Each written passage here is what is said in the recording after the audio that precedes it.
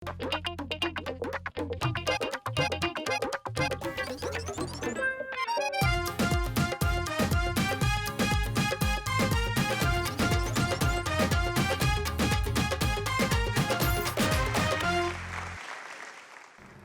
वालेकुम ख़वातीन व हज़रात, शुरू करते हैं आज का हस्बे हाल। मैं हूं आपका मेज़बान फरीद रईस। नाज़रीन, आज शो के आगाज़ में आपकी मुलाकात करवा रहे हैं लतीफ़ी स्ट्रीट के मकीनों से और देखते हैं कि मोहल्लेदारों के दरमियान आज क्या मसला बना हुआ है। जी चुगताई साहब, क्यों इतने गुस्से में हैं आप? क्या मसला बना हुआ है आपका? ओ जी, मसला भी इन्हीं से पूछ लीजिए। अगर मैंने मुंह खोला ना तो बात बहुत दूर तक जाएगी। क्या हो गया ऐसा? फरीद मियाँ, इसलिए सिर्फ आपके पास आए हैं कि आप अक्लो दानिश से लबरेज इंसान हैं। आप फैसला कर दीजिए। अगर हमने खुद फैसला किया तो फैसले के तीसरे दिन चुगताई मियाँ के कुल अदा हो रहे होंगे। क्या बात कर रहे हैं लतीफी चचू? धमकी दे रहे हो? धमकी? कुलों की धमकी दे रहे हो तुम? हम बात ही नहीं करना चाहते आपसे, हम तो उनसे मुखातिब हैं। ये उनसे मुखातिब तो बात ये क्या कर रहे हो तुम? अबू चुगताई साहब, एक मिनट, जरा मेरी बात पर, जरा इधर सर, वो मेरे कुल करवा रहे हो, आप मेरे चुप कर जाइए। एक मिनट, मेरी बात पर गौर करें जरा। उनकी आपने पहले बात पर गौर नहीं किया। वो ये कह रहे हैं कि यहाँ आने का मकसद ये है कि मैं, यानी उन्होंने मुझे मुखातिब किया कि थोड़ा तस्फिया करा दें, ऐसी दरमियानी रास्ता निकाल दें। ये लड़ाई झगड़ा मोहल्ले में सर पे उठा लेना मोहल्ले को कोई अच्छी बात नहीं है। आपने दूसरी बात पे ज्यादा गौर कर लिया। माशाल्लाह, आपके ख्यालात भी आपकी शक्ल की तरह इंतहाई हसीन है। बहुत शुक्रिया लतीफी साहब, लेकिन हुआ क्या है आखिर? भाई, सबसे पहला जो मसला है वो इंतहाई मामूली सा है। अच्छा, मगर हम चाहते हैं कि उसका भी तस्फिया होना चाहिए। बिल्कुल कोशिश बात करेंगे। वो भी किसी नतीजे पे पहुंचनी चाहिए। क्योंकि कुछ थोड़ दिले लोग जो हमारे मोहल्ले में रहते हैं उस छोटे से मसले को बहुत बड़ा इशू बना के बैठे हुए हैं। अच्छा, मसला तो बताइए। मसला यूं है फरीद मियाँ के चंद दिन पहले डाक वालों ने, डाकिया साहब ने हमारे घर में एक आमों की पेटी डिलीवर की। ये तो अच्छी बात है। हम तो घर में नहीं थे। आपकी भावज घूंघट निकालिए। अच्छा जी, मैंने कहा वाकया सुन लो। आपकी भावज घर में अकेली थी। इन्होंने सोचा कि शायद हमारे किसी रिश्तेदार ने लखनऊ से हमें वो आमों की पेटी तोहफे के तौर पे भेजी है। अच्छा, इन्होंने वसूल कर ली और उसे खोल भी लिया और आम निकाल के तो फ्रिज में भी सजा लिए। फ्रिज जिसमें 20 रुपए की बर्फ लेके रखी हुई है, उसे फ्रिज कह रहे हैं। भाई साहब, मसला सुन लेने दीजिए ना जरा। फरीद मियाँ, आपको इनके लबो लहजे में सिर्फ अमारत की शौकी नजर आएगी और कुछ नहीं। बात फ्रिज की तो होनी नहीं है, बात तो कुछ और है। जी, आमों की बेटी की बात हो रही है। अच्छा आप बताइए। वो वसूल कर ली इन्होंने और हम जब आए घर तो बेगम साहिबा ने हमें बताया, घूंघट निकालिए ना, आपका जिक्र हो रहा है। अच्छा अच्छा, जी हाँ। तो इन्होंने हमें फरमाया आगे भाई किसी हमारे रिश्तेदार ने हमें तोहफा भेजा आमों का, हमने भी उसका मजा लिया। जाहिर है किसी ने जब भेजा तो वो खाने के लिए ही भेजा, फ्रिज में सिर्फ सजाने के लिए तो भेजे नहीं थे। यानी आपने आम खा लिए? जी हाँ, जाहिर है खाने बढ़ने थे ना, और अचार वाले तो वो थे नहीं। लो भाई, जब आम खा लिए तो मालूम पड़ा कि मौसूफ जो हैं इनके किसी दोस्त ने इनकी तरफ भेजे थे। वो डाकिया भाई ने वो गलती से हमें डिलीवर कर दिए, इसलिए कि हमारे और इनके घर का जो नंबर है वो तकरीबन एक जैसा है। हमारा 12 नंबर है, इनका 21 नंबर है। इनसे वही दो हैं, बस आगे पीछे हुए हैं। अच्छा, इसलिए किसी वक्त डाक भी आगे पीछे हो जाती। लतीफी साहब, आम की पेटी खोलने से पहले उस पर लिखा हुआ पता उसकी तस्दीक कर लेते आप? हाँ। ये बात हमने आपकी भावज से भी की। इन्होंने कहा कि इतने सालों के बाद आम आए और अब एड्रेस पढ़ने के लिए बैठ जाओ। मिठाई की इंतहा है, सारी पेटी खा गए।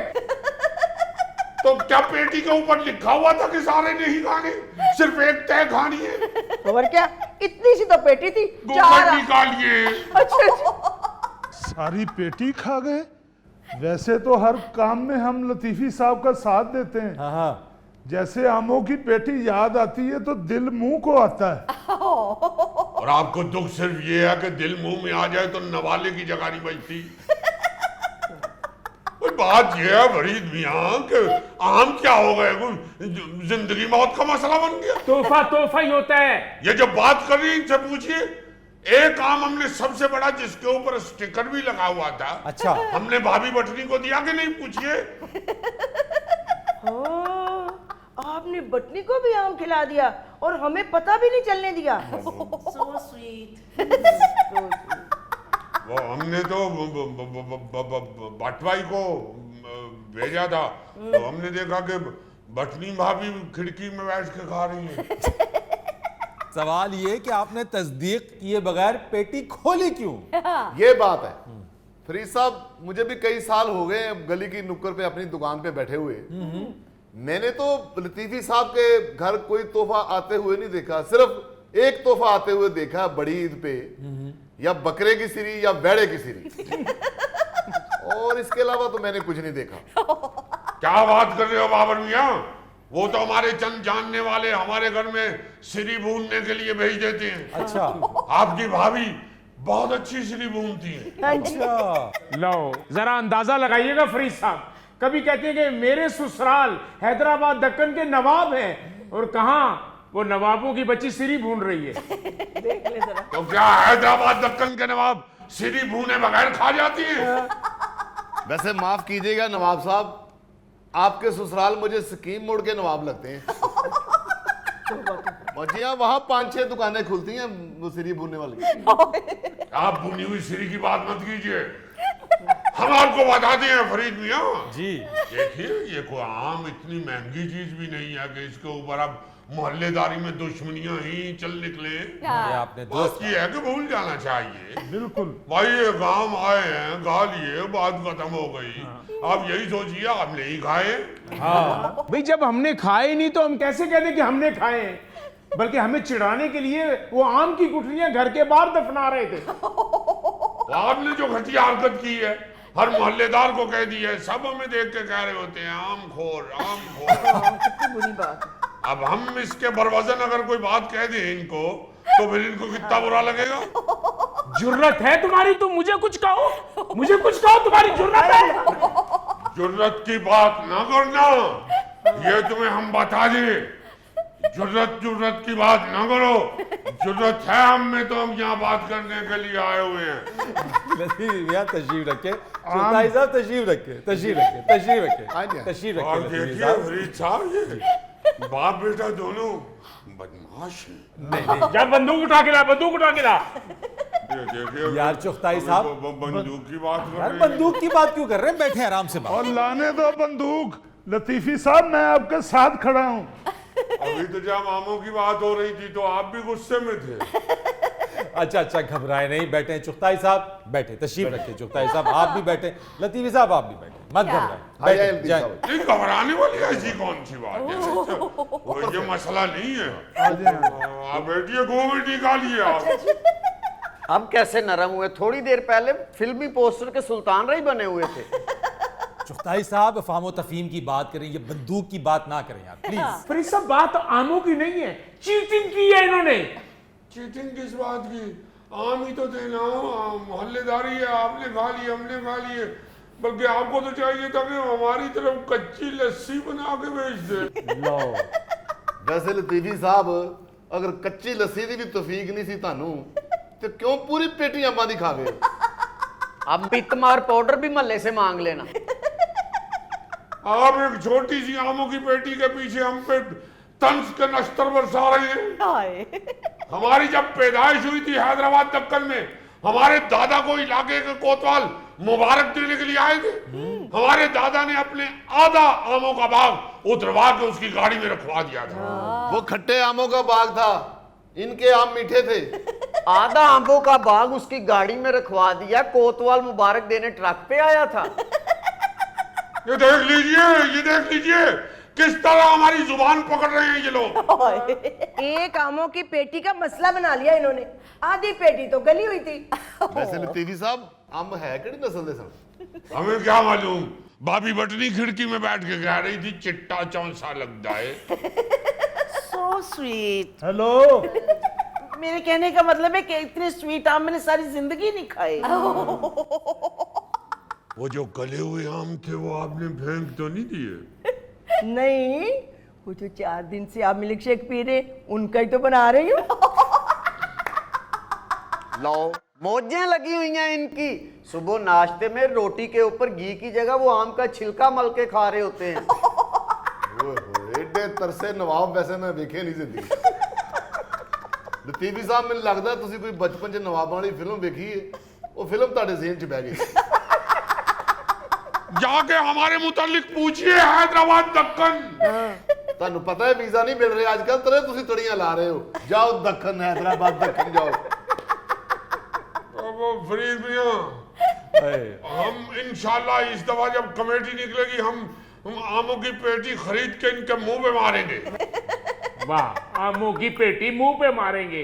6,000 रुपए की थी आमों की पेटी और कमेटी तुमने 3500 की डाली हुई है।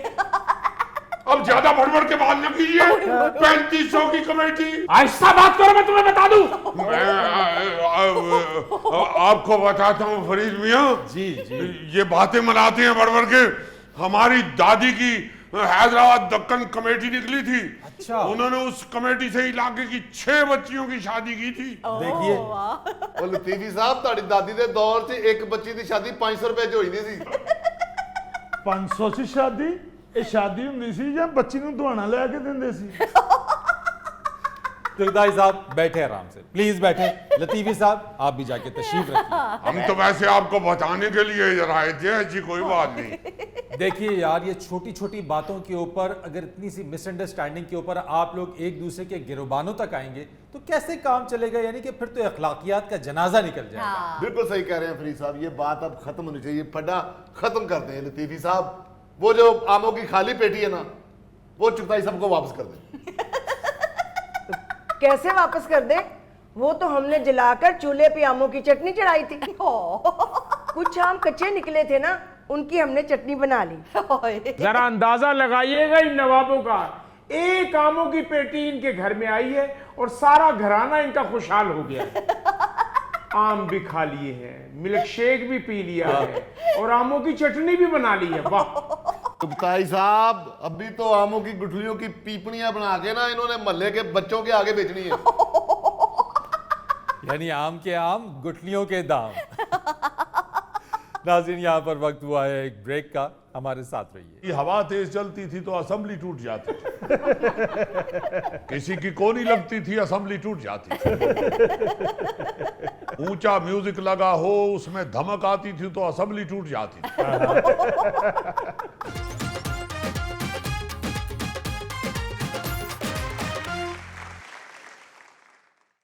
वेलकम बैक ख़वातीन और हज़रात।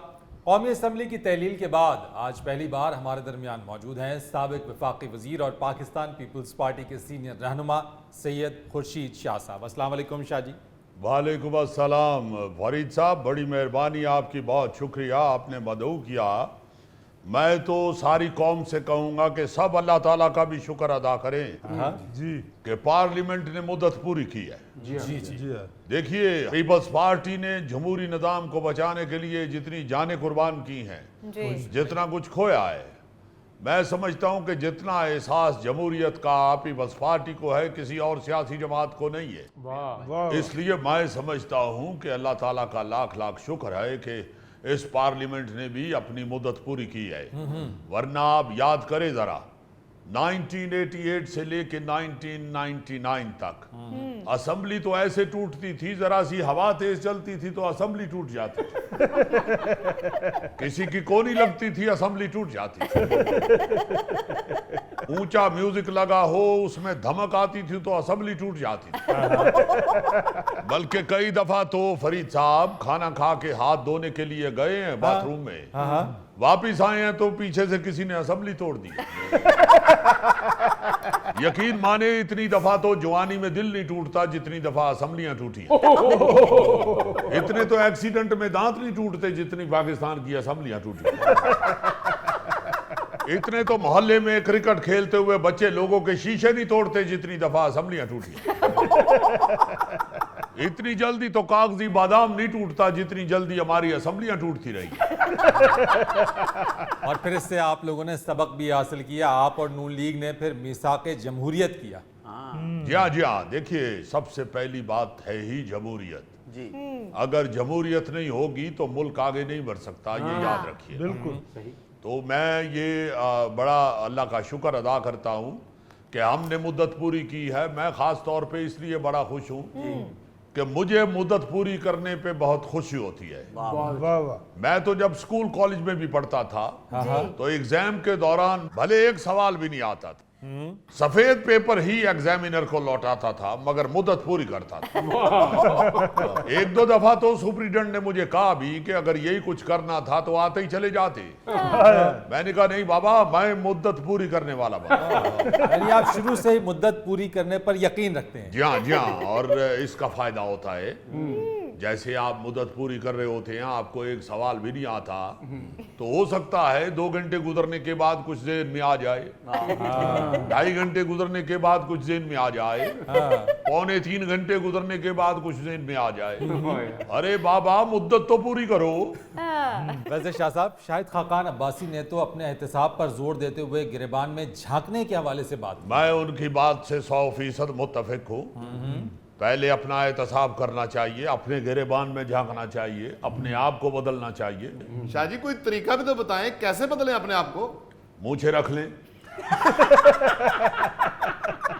अगर मूछे नहीं रखनी तो हैट की जगह जाली वाली टोपी पहन लें, या कीनी आगे जांगनियों की तरह इधर सफेद लाइनें लगा लें। शाह जी रहने दो, मैनू गोगे नू बदल दो तुसीं। और भाई मैनू तो 1 मिनट लगता बदलन से, आ विग लावां ते बदल जाना। शाह जी थैला तो किसी को आधार लैके बदल जाता है। शाह जी मेरे ते बारिश पवे तो मैं तो चिड़ी तरह बदल जाना। आप इनको छोड़े, आप बात बदलें।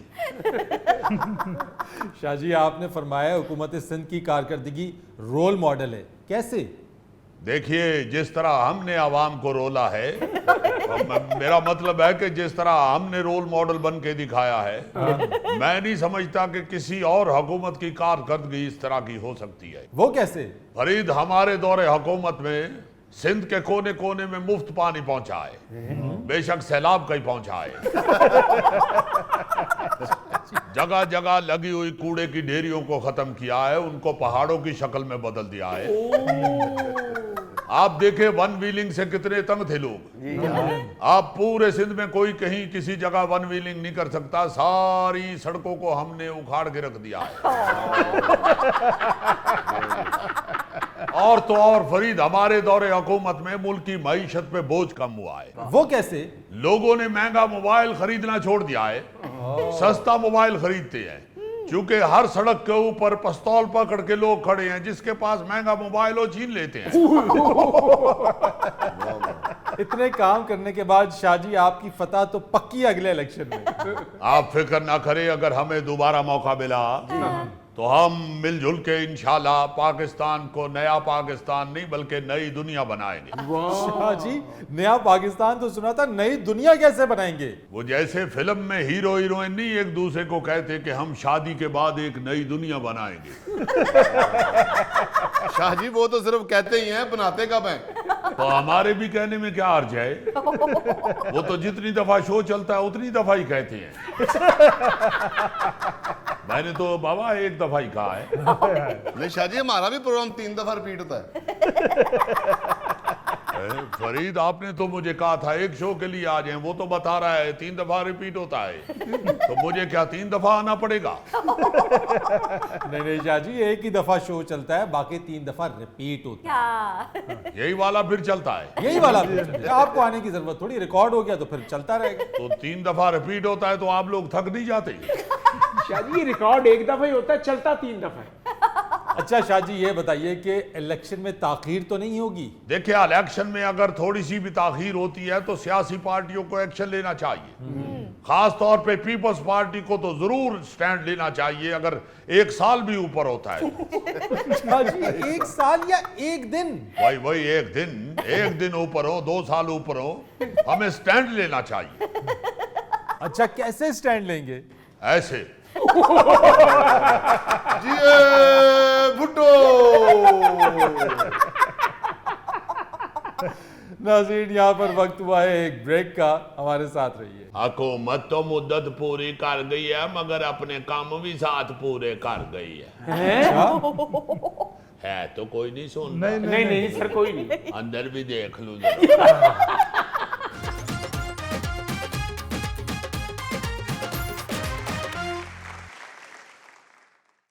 अच्छा जी, अल्लाह अल्लाह करके हुकूमत ने अपनी मुद्दत पूरी कर ली है। जी सर ये अगले इलेक्शन होने तक क्या निगरानी हुकूमत रहेगी? जी जी बिल्कुल, जाहिर है जब तक नई हुकूमत नहीं बनेगी तब तक निगरान हुकूमत अपने फ़राइज़ की अदायगी करती रहेगी। तो सर जी कितनी देर लगेगी इलेक्शन होने में? अरे गोगा जी, आपने अपनी खुराक के मुताबिक सवाल पूछ लिया है।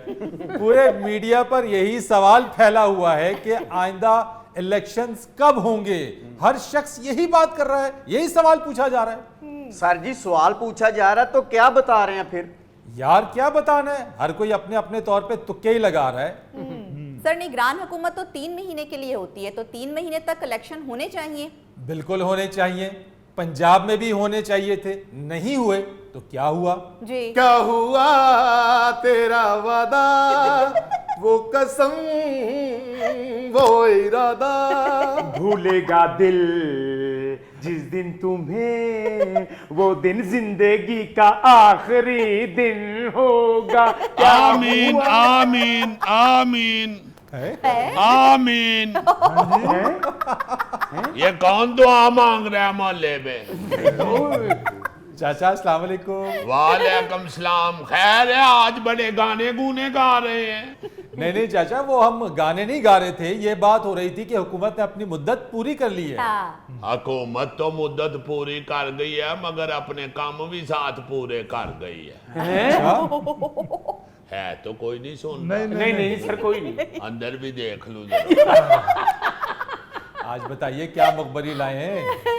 मुखबर ये बताता है कि हुकूमत जो है ना, उसने जाते जाते जो अन्नी मचाई है ना, अल्लाह मान अल्लाह फीस। या अल्लाह। जी हाँ, मुखबर कहता है मुबैना तौर पे सबसे पहले आप बाजार से दाखिला ही ले लें। इस तरह लाइसेंस रेहड़ियों की तरह बांटे गए हैं कि हाय हाय हाय हाय। असलहा लाइसेंस जो है ना, जी जी उसकी लूट सेल लगी रही है। हाँ सही कह रहे हैं चाचा आप। कहते ये हैं कि अरकान असम्बली आखिरी दिनों में असला लाइसेंस की फाइलें हाथों में लिए कौमी असम्बली की राहदारियों में दौड़ते फिरते नजर आए हैं। सिर्फ अरकान असम्बली ही नहीं, अरकान मुआशरा भी। अच्छा जी। जी हाँ, बेहद लाइसेंस बने हैं, बल्कि लाइसेंस तो इतने में बन गए हैं जितने में पानी वाली पिस्तौल आती है। मुखबर कहता है कि जितनी तेजी के साथ और जितने ज्यादा लाइसेंस बनाए गए हैं, जंगल के जानवरों ने रेट कर दी है कि भाई जी ये हमारे खिलाफ एक सोची समझी साजिश हो रही है। बल्कि सूरों ने और हिरनों ने तो बाहर निकलना ही छोड़ दिया, क्योंकि हमारे पाकिस्तान में 2 चीजों का ही शिकार होता है, या मिस्टर सूर का या फिर आपा हिरन का। और एक और मुखबरी सुन लो। वो क्या सर? मुखबर कहता है कि चाचा CID तुम्हें क्या बताऊं किस तरह नौकरियों की लूट सेल हुई है। उसमें भी लूट सेल लग गई। मैं कहता हूं आखिरी दिनों में सिर्फ वजारत इतलात और नशरियात ही अगर तुम देख लो ना, छोटे छोटे ग्रेडों के बंदों को बाहरले मुमालिक में वजारत इतलात ने नौकरियां दे दी हैं। उन मुल्कों में प्रेस अताशी लगा दिए गए हैं जहां की हुकूमतों के साथ हमारा मुआहदा था कि उधर की एजेंसी हमें खबर दे देगी। उन्होंने कहा नहीं नहीं नहीं नहीं, साडा बंदा है जेड़ा इनू किन्ने रखना है। सो वजारत इतलात और नशरियात ने भी बेपनाह नौकरियां बांटी हैं और अपने अपने प्यारों को नवाजा है। अब आ जाते हैं वजारत सेहत की तरफ। आपने ये खबर तो दुनिया अखबार में पढ़ी ली होगी कि वजारत सेहत ने भी धड़ाधड़ नौकरियां वंडी हैं। पिम्स में और पॉली क्लिनिक में बहुत भर्ती हुए हैं और भी जगहों पे महकमा सेहत ने काफी सारे बंदे फिट कर लिए हैं। जी ये तो आ गया अखबार में। जी जी। मुखबर कहता है कि वो जितने भी लोग हैं ना, वो इस बात पे बद्दुआएं दे रहे हैं कि हमें तो तवील मुद्दती नौकरियां दी गई थी, बल्कि ये कहा गया था कि 2 साल ते हुकूमत निगरान ही रहनी है, तुसी टिके रहोगे। ते हले ते निगरान हुकूमत बनी नहीं, तो उन्होंने कुर्सियां तो उठाता उठो तो कितने बैठे। बल्कि कुछ बेचारे तो ये भी कहते रहे हैं कि भाई जी लेते ऐसी कुर्सी ते बह के दफ्तर वाली पेंसिल फाड़ के कान च भी नहीं फेरी, उम्मीदों में पानी फेर दिया पानी फिर गया है। हाय। बल्कि कई विचारों को तो नौकरियों से निकाला तो वो एक दम बार की तरफ दौड़े हैं। वो क्यों जी? वो जो फूफो को मिठाई दे के आए थे नौकरी लगने की खुशी में, वो इस सोच से दौड़े हैं कि किधरे फूफो ने डब्बा खोल ना लिया हो। बल्कि कई चलाकों ने तो फोन मिला के कह दिया कि फूफो मिठाई ना खोली है, जहर वाली हो। चाचा जी वो डब्बा फुफ्फो को वापस मंगवा के गोगई नू दे दे। नाज़रीन, यहाँ पर वक्त हुआ है एक ब्रेक का, हमारे साथ रहिए।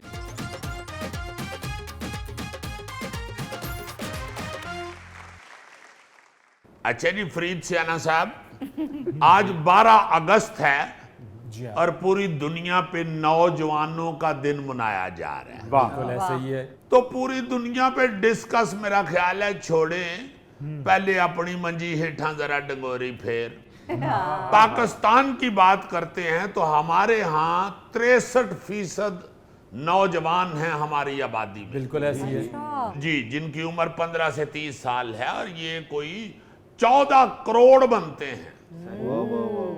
यानी आधे से ज्यादा आबादी पाकिस्तान की नौजवानों पर मुश्तमिल है।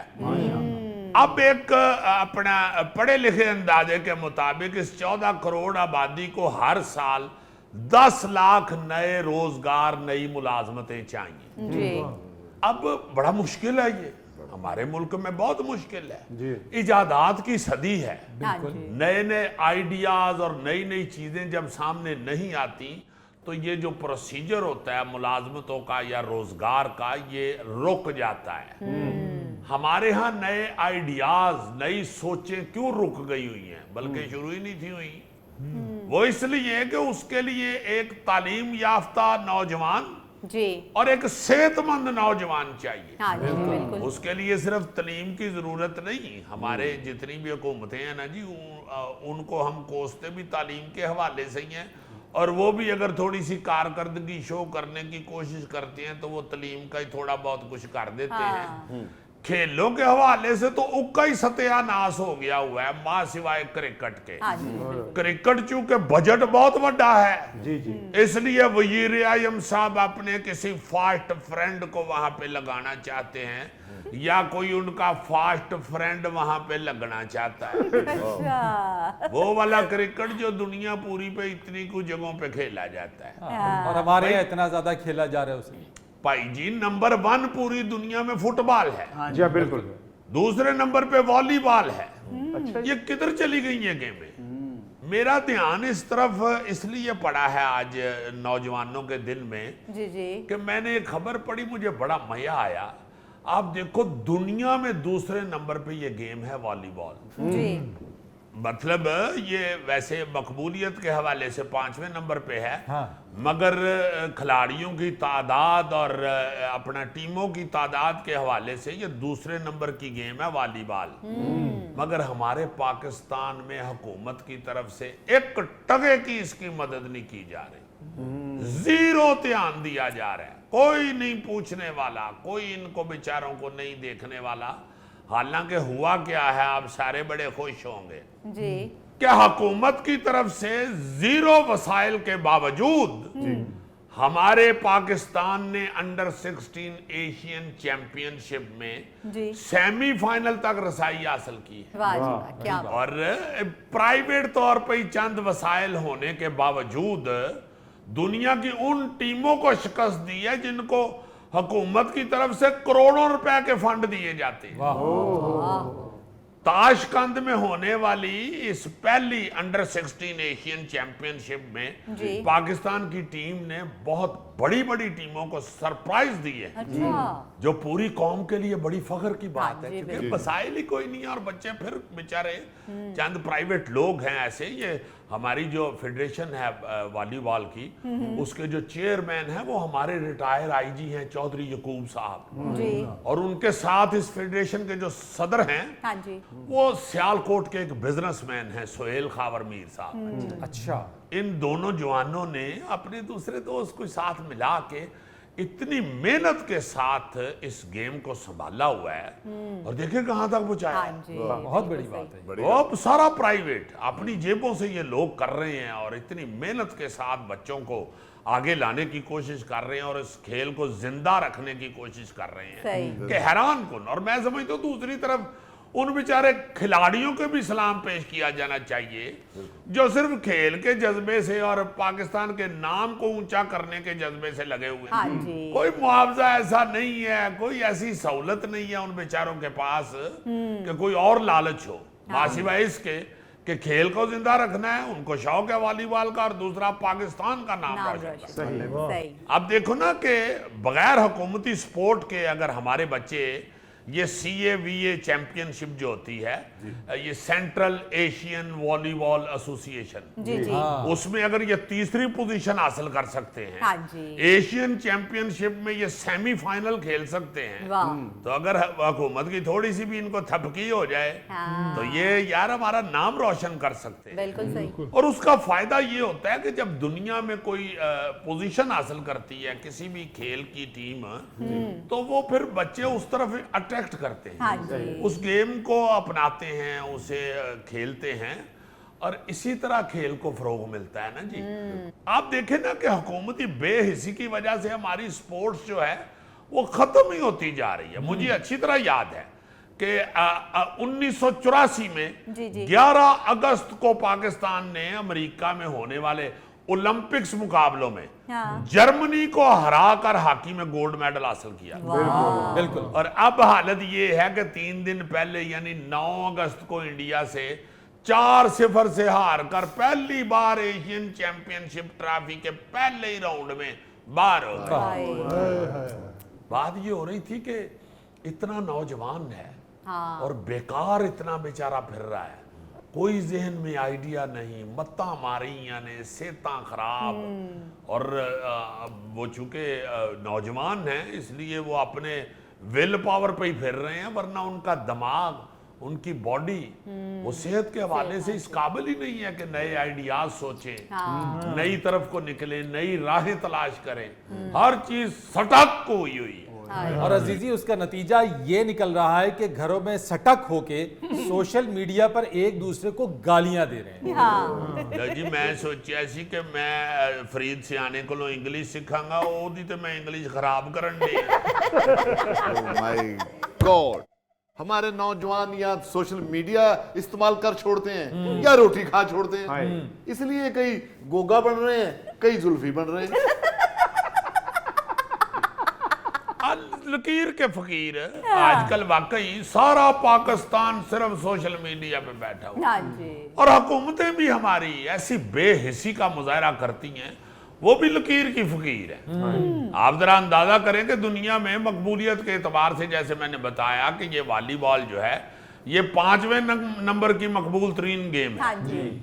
जिसके फैंस की जो तादाद है ना जी वो 1 अरब के करीब है। पहले नंबर पे फुटबॉल को पसंद किया जाता है, वो तो 2.5 अरब के करीब है उसके फैंस। मगर चूंकि अब हमारे यहाँ क्रिकेट हाय हाय हाय, अकेले पाकिस्तान क्रिकेट बोर्ड का जो सालाना बजट है वो 15 अरब रुपया के करीब है।